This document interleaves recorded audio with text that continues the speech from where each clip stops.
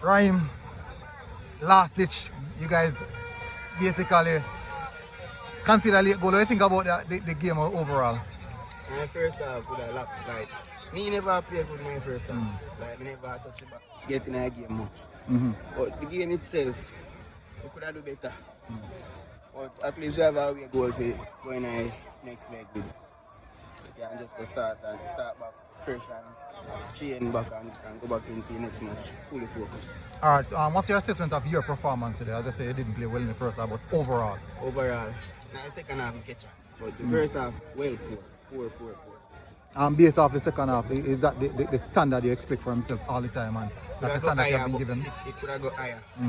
Why do you think the reason why the game was so flat in the first half? Never run. We never run. Tempo is low. So overall, you guys still get a draw. Still a draw. What's the expectation for the next round? Go back in our training session. Work harder.